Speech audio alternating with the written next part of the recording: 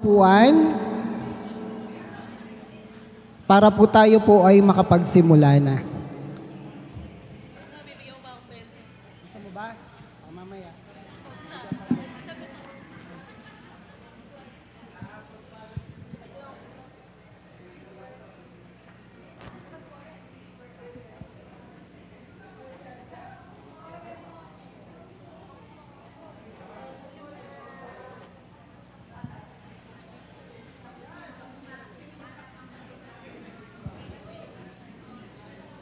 So, sige po, tayo po ay umupo na.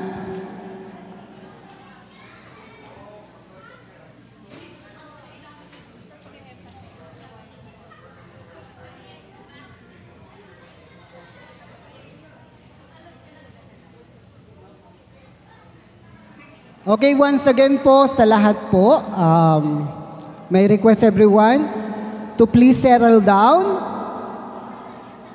Sit back and relax para po tayo po ay makapagsimula na. At kailangan din po natin ang katahimikan para tayo ay magkaroon ng kaunawaan. Ayan. So once again, nire-request ko po ang lahat na magsiupo na at tayo po ay magkaroon ng katahimikan para po sa pagsisimula ng ating Lesson 101. So, ano po ba yung Lesson 101? Ito po yung simple or basic na ating pag-uusapan. Marami pong mga certain topic na pinag-uusapan about doctrine, stand of the church. Kailangan po nating malaman, ano po ba yung stand ng ating church o yung tinatayuang doctrine ng ating church. Yan po. Ito po yung Doctrine 101. At ito lang po yung hapyaw or yung sinasabing simple, mababaw. Dahil siguro po yung mga sa susunod, yung sa next year, doon na po tayo magkakaroon ng level up. Yan po. So, pero bago tayo magsimula, muli po, nire-request ko po ang lahat na magsitahimik na po tayo. Tayo po'y magsimula sa panalangin. Let us pray. Tayo po'y pumikit yung mukha at manalangin. Dakilang Diyos na makapangyarihan sa lahat, maraming salamat po sa mga pagkakataong ibinibigay mo po sa amin. Nawa o Diyos, bigyan mo po kami ng knowledge and wisdom. Nang sa ganon, lahat ng aming mapag-uusapan ay hindi maging dahilan ng pagkakabahabahagi, bagkos maging dahilan ng pagkakabuklod-buklod at pagtayo na ikaw ang iisang Diyos. Ikaw ang aming tagapagligtas at maunawaan namin, Lord, kung ano yung doctrine ng aming tahanan. Maraming salamat po dahil ikaw ang mangunguna sa oras na to. Alam po namin, Lord, na nasa aming kalagitnaan ka. Ikaw po, Panginoon, ang humipo ng puso ng bawat isa. May pamuhay nawa nila yung mga unang lesson ng ibig sabihin ng pag-ibig, Lord God. Yung katangian ng mga bunga ng pagiging isang lingkod mo. Maraming salamat po muli sa oras na ito. Ikaw po ang manguna sa akin. Nawa, Panginoon, ikaw ang kanilang makita. Itago mo ko sa iyong likuran. At naway, maibaba ko ang aking sarili. Ikaw ang aking maparangalan. Maraming salamat po muli sa umagang ito. In Jesus' mighty name we pray. Amen. Ayan po. So, ang pag-uusapan po natin ngayon ay, sabi ko nga po, paano ko bang i-explain ito? Ang pag-uusapan po natin ngayon is salvation o kaligtasan. Pero bago po ang lahat, meron po tayong gagawin. Mamimigay po akong pera. Ayan, mayaman po kasi ang Diyos ko eh. Ayan, mayaman po ang Diyos natin actually. So, ayan, Brother Yang, tara po dito. Kayo po ang representative ng ano nyo. Opo. Mananalo po kayo ng 20,000 pesos. Opo. Pwede bawasan mo? Ayan, sino po hahamon kay Brother Yang? Oh. Sino po hahamon kay Brother Yang? Kailangan meron din sa youth. Youth, tara dito, youth. O yan, ari ka rito, Al. Para manalo ka ng 20,000 pesos. O, diyan ka lang saglit. Hanap pa tayo. Gusto ko yung medyo may ano.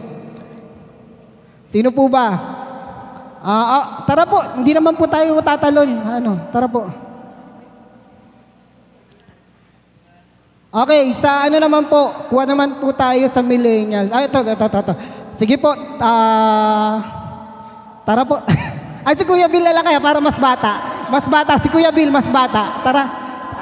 Hindi, mas bata ka nga. Bagets sa bagets. Madali lang naman po gagawin. Yan. Tara dito ka. Okay. Ngayon po, ibibigay ko na, ito yung games na ibinigay kagad yung prize. Kasi mayaman nga ang Lord ko. Bibigay na kagad yung 20,000 pesos. Ayan. Ito po, hawakan nyo na po yung 20,000 nyo. Ayan. Ito po, ayan po. Hawakan nyo na po yan. So, mapapasa inyo yan kung pangangalagaan nyo ang inyong sarili yan. So, pwede po bang magtapat kayo? Tapat. Magtapat kayong magkalaban. Kayo po. Hindi po, kayo lang dalawa. Kayo lang daw po dalawa. Magtapat po kayo. Tapos po, ang gagawin nyo, ang kamay nyo, magkatapat na ganyan. Pero hindi magkadikit. Sino? Kayo po. Yan. Yung kamay nyo po. Yan. Okay. Ganyan lang po. Malayo. Usog po kayong konti. Okay. Ganon din po gagawin nyo. Pakitago muna po yung... So, ganyan po. Magkatapat po ang inyong mga kamay. Pero hindi po kayo magdidikit. Pag-usapan nyo ngayon kung sino si pula at sino si puti. Si pula, si puti. Kayo po. Puti, pula. Okay. Ganito po. Ang laro pong ito, tinatawag na pula-puti, pula-puti. Ayan. So, ang gagawin lang po, pag sinabi kong pula-puti, pula-puti, pula-puti, red. Pag sinabi kong red, syempre, ano ba ang red? Pula. So, ngayon si pula, siya ang kukuha ng kamay ni puti. Kailangan mahuli niya. At si puti naman, kailangan niyang iiwas ang kanyang kamay. Okay? First 3. Okay po, first 3. Okay. Sige po. Unahin natin. Ready na po. Focus na po tayo. Focus na. Kailangan mag-focus na. Anong gagawin natin? Focus. Okay. Simula po tayo. Pula, puti, pula, puti, pula, puti. Yung kamay niyo po, talagang mga matatanda, makukulit. Ganyan po, kailangan, ganyan po ang kamay, medyo para po. Hindi po yung pera. Sabi ko nga po sa iyo, mayaman ang Lord ko nagbibigay ng prize. Itago nyo muna yan. Kasi ang mangyayari, ganito po, iingatan nyo yung premyo nyo, syempre. Premyo yan, di ba? Pre-gift yan pre-gift, premyo. So ngayon, pag natalo kayo, yung premyo nyo, ibibigay nyo sa nanalo. Okay? Pag natalo kayo, ibibigay niyo yung premyo nyo sa nanalo, syempre. Okay, ready? Ang pwesto. Okay, ready? Pula, puti, pula, puti, pula, puti, white! So, hindi nahuli ni white. Puntos na to. Isa. Kayo po. Nahuli niya? Puntos ka na. Okay. Sige, pwesto po ulit. Opo. Okay, pwesto po ulit. Pwesto po ulit. Pula, puti, pula, puti. Kaliwet. Okay, lumalaban pa. Kaliweti daw siya, kaya siya nalugi. Sige po. Okay lang. Okay, sige po. Pwesto. Pula, puti, pula, puti. Wala pa. Galit na galit? Gusto malakit? Okay, sige po, ulit. Pula, puti, pula, puti, pula, puti, pula, puti, pula! Okay, hindi na huli. So, tay na, tay. Kayo po. Hindi rin na ulit, tay. Okay, ulit. Pula, puti, pwesto. Pula, puti, pula, puti, pula, puti, pula, puti, puti! Nahuli ni puti. Okay, nahuli. So, 2-1. Kayo po, 2-1 na rin. Okay, sige. Ready na po. Second game kami uli, ha? Pula, puti, pula, puti, pula, puti, pula. Okay, may nanalo dito. Diyan. May nanalo rin. So, hindi pa kayo tapos. Ibigay nyo po yung 20. Ibigay nyo po. Hindi po. Yan. Ibigay nyo yung 20. Kaya, nabigay na? 40 na sa'yo. Tayo ka dyan. Hindi pa tapos. Tara, meron pa tayo.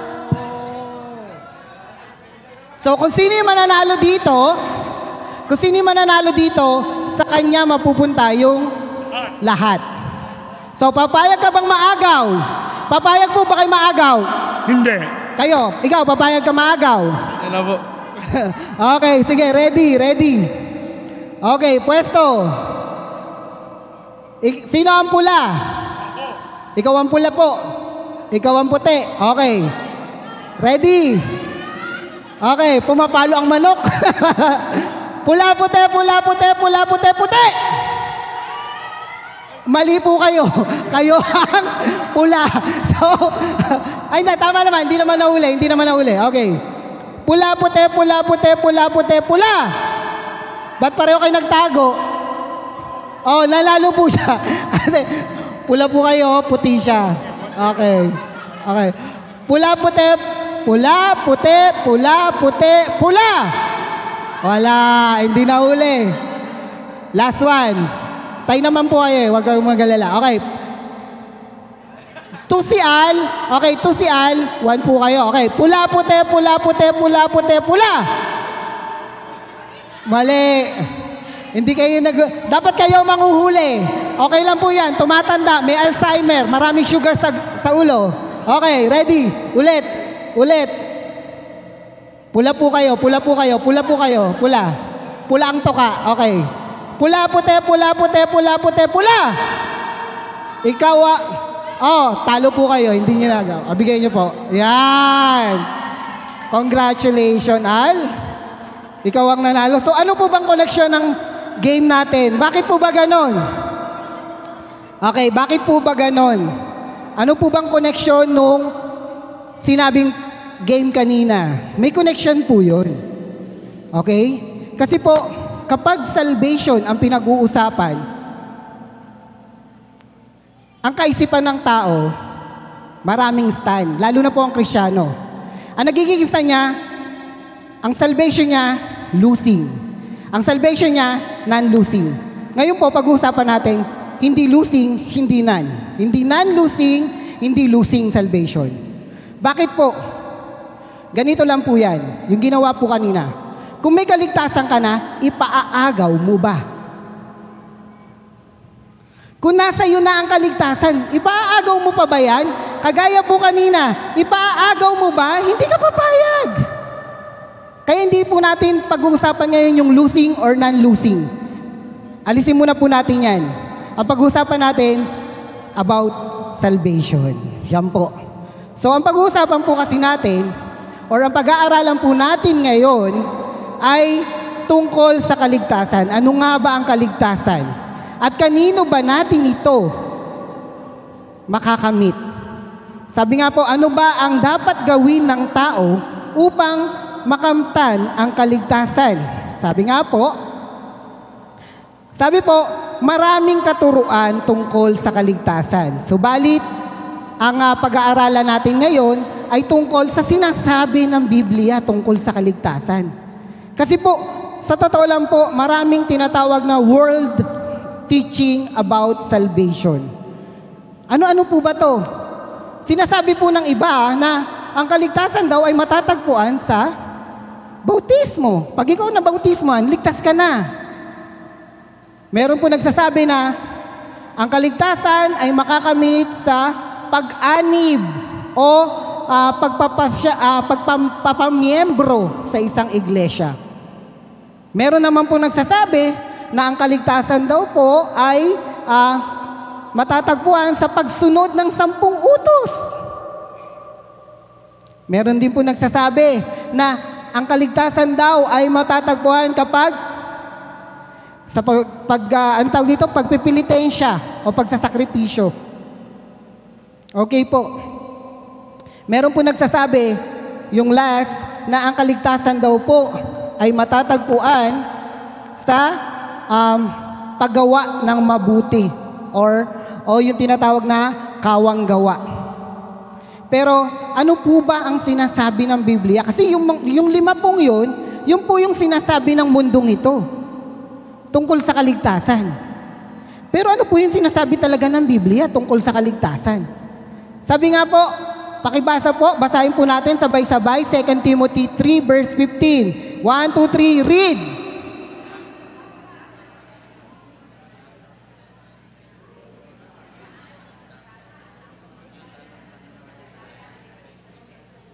Ayan po. Mula pa sa pagkabata ay alam mong ang banal na kasulatan ay nagtuturo ng daan ng kaligtasan sa pamamagitan ng pananampalataya kay Kristo Jesus. Biblia po ang nagsabi. Malinaw po na ang kaligtasan matatagpuan natin sa ating Panginoong Jesus. Wala pong other way kundi sa ating Panginoong Jesus. Sabi nga po niya kaya nga po sabi kanina, di ba? 10 utos, hindi yun na makakapagligtas sa'yo. Kasi dun sa binata, anong sabi niya? Panginoon, nagawa ko na po yung 10 utos Di ba? Ang sabi ng Panginoon? Sige, gusto mo, alam ng Panginoon na mayaman yung lalaking yon, ibenta mo yung ari-arian mo. Ipamigay mo sa mga mahihirap. At ano yung sinabi sa huling-huli? Sumunod ka sa akin. Sumunod daw hindi kanino, kundi sa Panginoong Yesus. Sumunod ka sa akin. Kasi malinaw po yung sinasabi dito. Sabi nga ng Panginoong Yesus, naparito ako hindi upang pawalang bisa ang kautusan, kundi upang tuparin ang lahat ng ito. Kaya nga po nung si John sa Revelation, di ba? Ano pong sabi? Wala po nakautupad ng 10 utos. Anong sabi ng anghel sa kanya? Merong makakapagbukas. Merong isa. Sino yung sinasabing isa? Ang Panginoong Jesucristo po. Kasi po malinaw din po na sabi sa Ephesians 2 verse 8, sapagkat dahil sa kagandahang loob ng Diyos, kayo ay naligtas sa pamamagitan ng pananampalataya at ang kaligtasang ito'y kaloob ng Diyos at hindi sa pamamagitan ng inyong sarili. Hindi po sa good works. Hindi po dahil sa sarili mo, kaya ka maliligtas. Sabi nga ng Panginoon, isang maruming basahan lang yung mga gawa natin sa harapan ng Diyos. Kaya hindi mo may pagmamalakihan na, Lord, ligtas na ako kasi tinulungan ko yung kapatiran ko. Hindi po. Dahil tanging Panginoong Jesucristo lang ang makakapagligtas sa atin. Sabi po sa 2 Corinthians 5 verse 17, ang sino mang na kay Kristo ay isa ng bagong nilalang, wala na ang dati niyang pagkatao.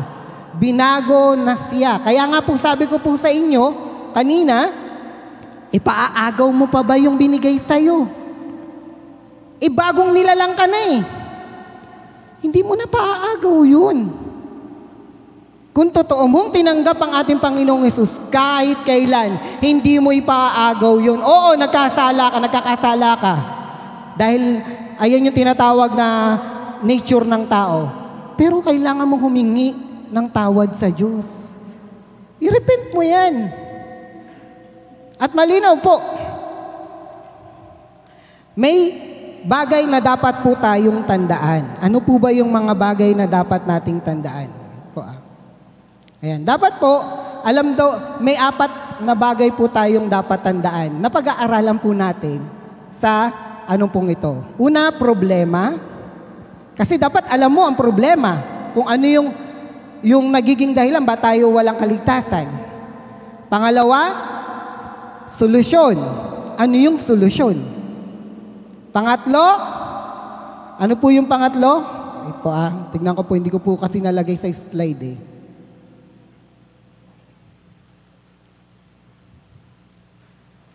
Yung resulta. At pang-4, yung tinatawag na response. Ano yung naging response mo? Okay, ngayon po, unahin natin, hatiin po natin to sa 2 kasi po, baka po abutin po tayo ng matagal. Okay, unahin po natin yung 2, yung problema. Bakit ba wala tayong kaligtasan? Kasi po, may problema. Ano po ba yung problema? Separation because of the sin. Tayo ay nahiwalay. Kung tatandaan nyo po, nung panahon ni Eva at Adan, nahiwalay o nagkaroon ng separation between God and man. Bakit po? Diba? Ano po ba yung inutos sa kanila nun? Ano ba yung sinabi kay Eva at Adan nung time na yun? Ano ba yung sinabi kay Adan? Pwede mo kainin ang lahat. Pero wag lang yung punong nasa gitna. Wag lang yung bunga na pagkakaalam ng masama at mabuti. Di ba po? Pero ano pong sabi dito? Isaiah 59 verse 1 to 2. Tingnan ninyo, si Yahweh ay may kakayahang upang iligtas ka. Hindi po kakayahan natin, ha? Kakayahan ni Yahweh. Siya'y hindi bingi upang hindi marinig ang iyong hinaing. Ang masasamang ninyong gawa ay dahilan ng pagkawalay ninyo sa Diyos. Nagkasala kayo, kaya hindi niya siya nakita at hindi niya kayo narinig. Meron pa nga pong iba, di ba? Yung kasalanan natin ang tumakip sa kanyang muka. So, kaya nga po kung babalikan natin nung panahon na nakapako ang ating Panginoong Hesukristo Di ba? Sabi ko nga po sa inyo, maraming beses natin naririnig yung 7 last word, pero nauunawaan ba natin? Yung sinabi ng Panginoong Jesus na, Ama ko, yung Eli, Eli, lema, sabaktani. O ang ibig sabihin, Ama, bakit mo ako pinabayaan? Ang daming beses nating naririnig yung pero hindi natin alam ang ibig sabihin. Ano ba talaga? Bakit ba nasabi ng Panginoong Yesus to? Kasi nung time na nakapako ang ating Panginoong Yesus sa krus, kinuha niya lahat ng kasalanan ng tao at yun ang tumakip. Malinaw po, yun ang tumakip sa mukha ng Diyos. Kaya nung time na yon, nasabi ng ating Panginoon na, Ama, bakit mo ako pinabayaan? Hindi totoong, alam ni Jesus na hindi siya totoong pinabayaan ng Diyos. Pero that time, yung kasalanan mo at kasalanan ko, kasalanan nating lahat, inabsorb ng ating Panginoong Jesus yun.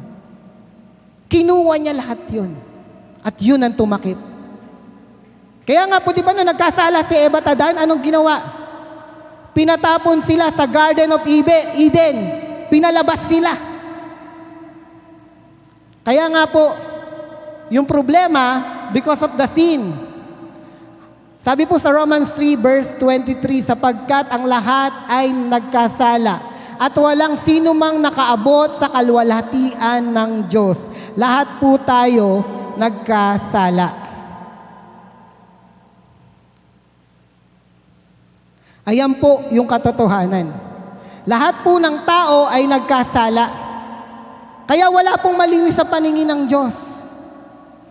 At malinaw po, kung titignan natin, ano ba ang kabayaran ng kasalanan?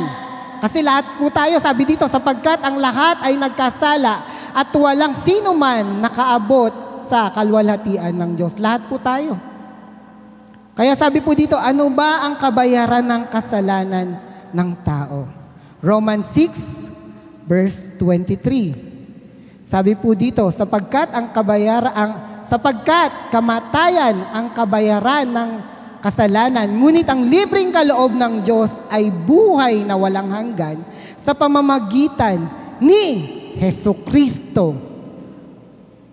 Ni Kristo Jesus na ating Panginoon. Malinaw po, si Kristo ang dahilan. Si Kristo ang kabayaran. Sabi dito, sapagkat kamatayan ang kabayaran ng kasalanan. Malinaw po, kamatayan daw po. Pero ano ba yung sinasabi sa Bible? Ano po ba yung sinasabi? Ano ba ang ibig sabihin ng kamatayan in the Bible? Makikita po natin, 3 yung ibig sabihin ng kamatayan sa Bible. Number 1, spiritual death. Ito po yung separation to God. Nahiwalay ang tao sa Diyos dahil sa kasalanan. Kaya nga po, kung isip tayo ng kasalanan, yung 10 yun, sasabihin mo, nagnakaw, nangalunya, di ba? Hanggang sa lumalayo na po, magkadikit, lumalayo. Pero dahil sa pagdipa, merong naging tagapamagitan. Yun ang ating Panginoong Yesus. Sa pagdipa niya, siya ang naging tagapamagitan. Sabi nga niya, di ba? Ako ang daan, ang katotohanan at ang buhay. Walang makakarating sa Ama, kundi sa pamamagitan ko. Ano po ba yung ano po yung pangalawang kamatayan? Physical death. Ito po yung pagkamatay ng katawan. Maraming dahilan ng kamatayan ng katawan. Ano po yun? Sakit, sakuna, murder. Maraming dahilan ng kamatayan. Yun po yung tinatawag na physical death. Number 3, eternal death. Ito yung panghabang buhay na kamatayan kung saan, kung hindi ka tatanggap sa Panginoong Hesus, habang buhay ka nang mahihiwalay sa Diyos. Nang yung kaluluwa at ang yung spirito at kaluluwa ay ibubulig sa dagat-dagatang apoy. Malinaw po na yan ang sinasabing kamatayan sa Biblia. Pero sabi nga po, gumawa ang Diyos ng solusyon. May solusyon siyang ginawa para hindi natin makita or hindi natin madama yung huling-huling kamatayan. Ano po ba yung solusyon?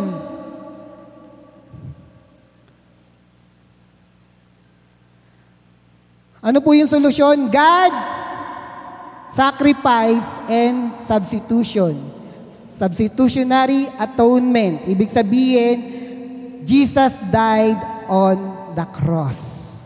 Ang ating Panginoon po ay nagkaroon ng substitution. Hindi po yan yung basketball, ha? Substitution. Hindi po yun. Si Kristo ang umako ng ating mga kasalanan. Imagine, balik tayo sa krus. Yung lalaki doon, nakasama niya, anong sabi? Tinanggap niya ang ating Panginoong Hesus.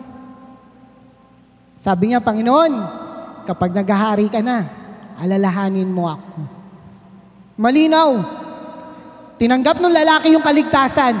Nung araw na yon, nung oras na yon, siya ay naligtas. Bakit? Anong sabi ng Panginoong Hesus? Ngayon pa lang, ipagsasama na kita sa paraiso. Malinaw po. Napakaganda po nung sinabi ng ating Panginoong Hesus.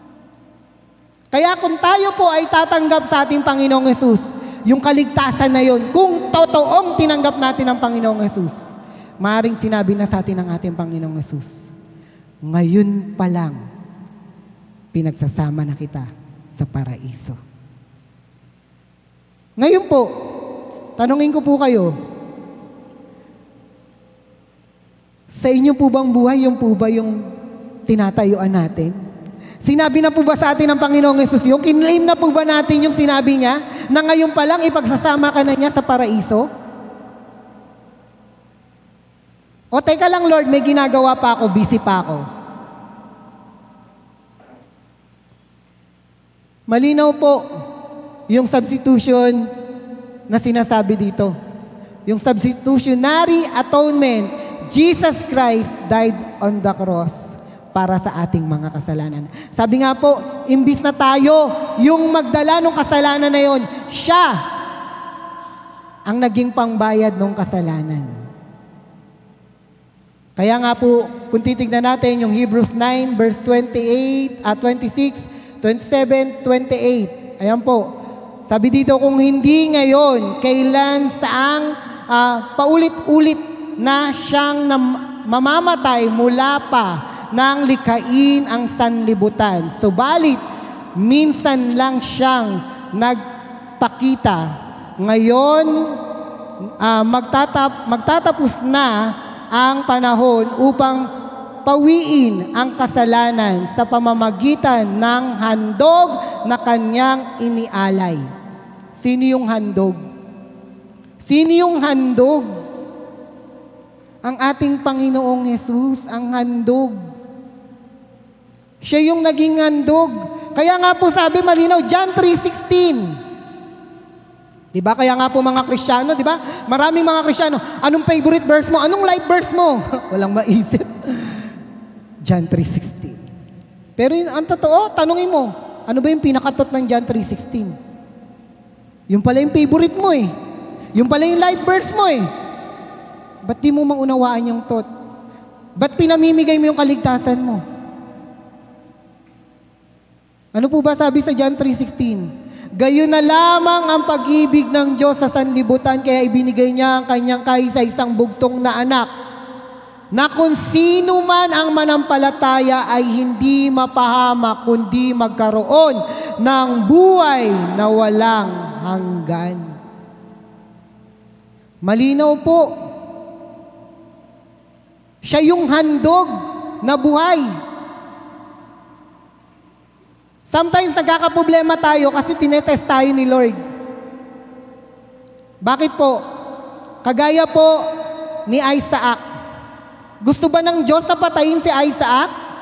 Ang tagal-tagal na hiningi ni Abraham yun. Ang tagal niyang hiningi yun eh. Iniiyak pa nga ni Sarah yun eh. Kaya nga sabi ng Diyos, di ba kaya nga Isaac eh. Ano ba yung ibig sabihin ng Isaac? Halakhak. Kasi that time, may anak si Abraham. Di ba po? Sino po? Si Ismael. Kumbaga na parang nagje-jealous na si Sarah eh. Anak. Ano sabi ng Panginoon? Ba't ka tumatawa? Hindi po ako tumawa ka. Magbubuntis ka, manganganak, ang ipangangala mo ay Isaac. Ibig sabihin, halakhak. Binigay ng Diyos ang tandaanan ni Sarah. Ang tandaanan ni Sarah. O tapos ngayon, nung binigay, iaalay doon sa bundok. Gusto ba talagang patayin ng Diyos si Isaac? Hindi. Dahil gusto ng Diyos na itest si Abraham. Kung kaya mo ba talagang magtiis, kaya mo ba talagang ibigay sa akin ang lahat? Kaya po kayo po, tanong po, kaya nyo bang ibigay talaga ang lahat sa Diyos? Yung kaligtasan ba, kaya nyo bang tanggapin lahat? O teka lang Lord, konti lang po kasi may gagawin pa ako eh. 100% ba kaya mong tanggapin yung kaligtasan? O teka lang Lord, kasi iba yung stand ko, teka lang, 50 lang muna, pwede po? Hindi naman ganun eh.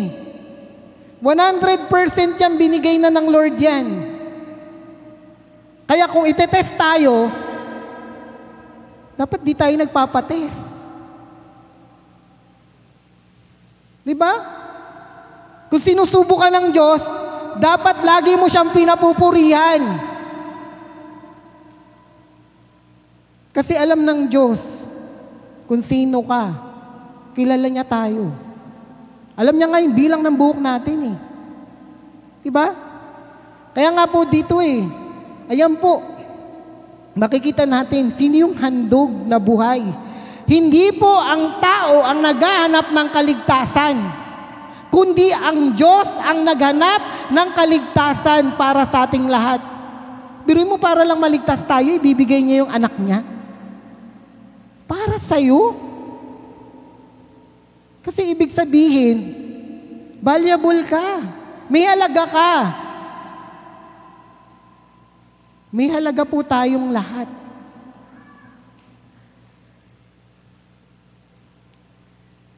Sinabi po dito, itinakda na sa mga tao na minsang mamatay at pagkatapos ay ang paghuhukom. Kung tayo iharap sa Diyos, hindi niya natatanong sa atin, ano ba yung nagawa mong kasalanan, anak? Hindi na tayo tatanungin ng Diyos. Dahil malinaw ang sinabi sa Biblia na may mga aklat na bubuksan kapag dumating na ang araw ng hukom natin. Malinaw po. 28, gayon din naman si Jesucristong minsang inihandog upang pawiin ang kasalanan ng mga tao. Siya'y muling darating, hindi upang muling ihandog dahil sa kasalanan, kundi upang iligtas ang mga naghihintay sa Kanya. Malinaw po. Bakit babalik si Jesus Christ? Malinaw yung reason bakit babalik ang ating Panginoong Jesus. Sabi, minsan lang siyang mamamatay. Isang beses lang namatay ang ating Panginoon. Kaya hindi mo na kailangan every mahal na araw magpapapako ka sa krus. Dahil ang gagawin mo, china-challenge mo lang ang Lord, hinahamon mo lang siya, hinahamak mo siya. Hindi mo na kailangan magpilitin siya o magsakit ng iyong sarili. Hindi mo na kailangan lumakad ng paluhod. Dahil ang lahat ng bagay ay pinaghirapan niya na. Dahil pag ginawa mo yan, hinahamak mo lang yung pagpako ng ating Panginoon sa krus. Sabi po dito, siya'y muling darating, hindi upang muling ihandog. Siya ay babalik, hindi na muling ipako. Ano ang dahilan? Dahil sabi po dito, kundi upang iligtas ang mga naghihintay sa Kanya. Hinihintay mo ba si Lord? Tanong ko lang po, hinihintay mo ba si Lord? Mahina po Hinihintay mo ba si Lord?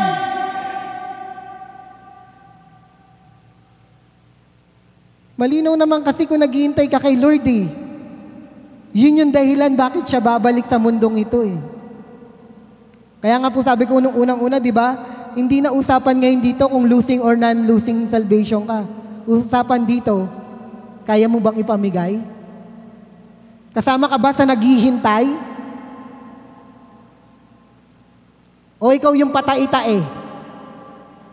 Ano yung patay-tae? Ikaw yung wala lang sa'yo, yung pinaghirapan ng Panginoong Yesus.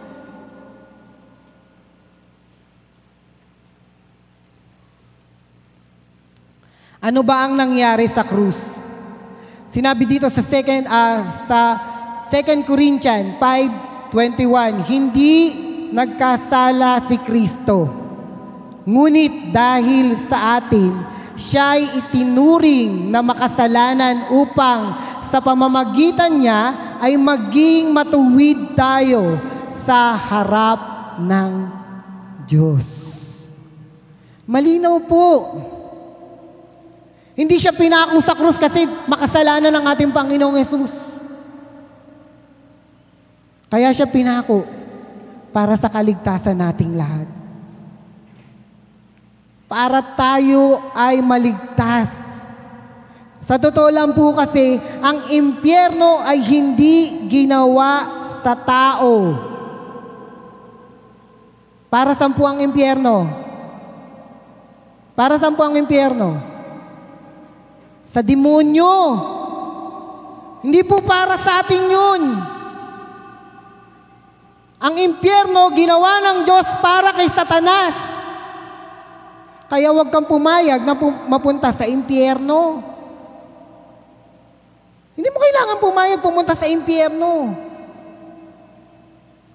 Dahil ang langit ay para sa ating lahat. Sabi nga doon, mag-aawitan tayo Pupurihin lang natin, ang gagawin lang natin, pupurihin at mag-aawit ang pupurihin ng ating Panginoon, ang ating Diyos. Hindi ka para sa impyerno. Yan po ang kaligtasan. Kaya nga po sabi dito, di ba, siya'y itinuring na makasalanan dahil po sa kasalanan natin. Yun yung nagtakip sa muka ng Diyos, kaya hindi na nakita ang Ama. Ano sabi dito? Upang sa pamamagitan niya ay maging matuwid tayo sa harap ng Diyos. Kaya nga po sabi ng Panginoong Yesus, kung kinakahiya niyo ako sa maraming tao, ikakahiya ko rin kayo sa harapan ng ng Ama. Malinaw po yun. Galatians 3, verse 13, ngunit hindi natin masunod ang lahat ng iniutos ng kautusan, kaya sinumpa tayo ng Diyos. Pero ngayon, itinubos na tayo ni Kristo. Sa sumpang ito, sinumpa siya alang-alang sa atin dahil sinabi sa kasulatan, isinumpa ang sinumang binitay sa puno. Ano po ba yung pinaglagyan kay Kristo? Bakal po ba? Puno po yun. Ginawang krus. Kahoy po yun. Hindi bakal. Hindi aluminyo. Malinaw po. Pero tingnan niyo po yung kahihiyan, no? Si Kristo yung tumanggap ng kahihiyan. Kahihiyang ginawa nino, hindi ginawa niya, kundi kahihiyang ginawa nating lahat.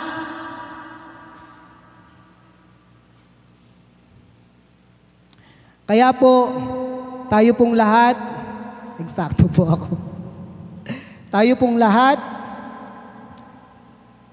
alam natin yung kaligtasan dapat nating hindi ipinamimigay. Pero po, next week po, pag-uusapan natin yung dalawa pa.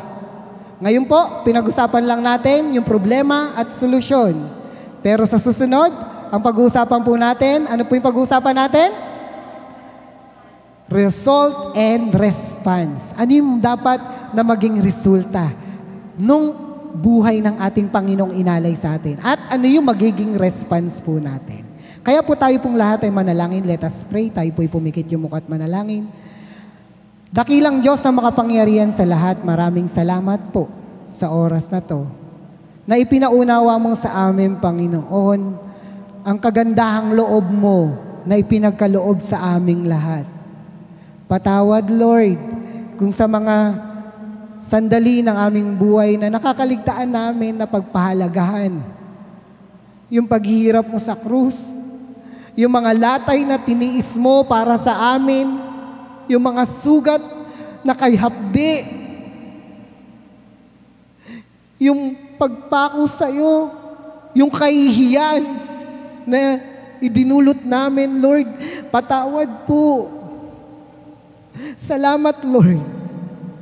Dahil ikaw ang naging dahilan upang kami ay maligtas. Salamat sa ipinagkaloob mo sa aming kaligtasang walang hanggan.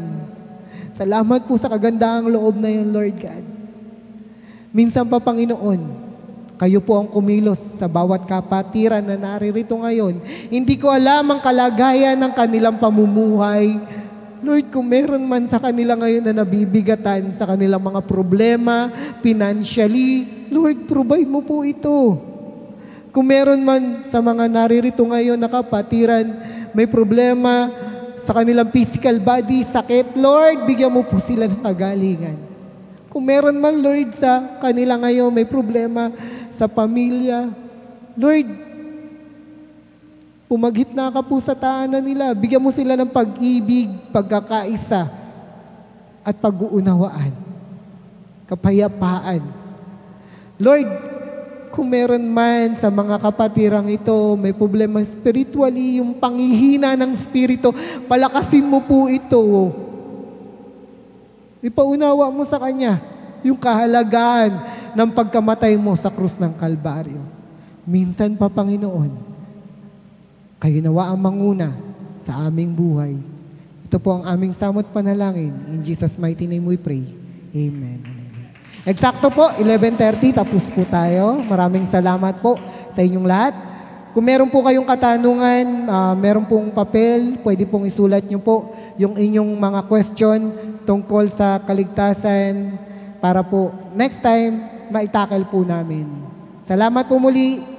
Isang mapagpalang araw po sa inyong lahat.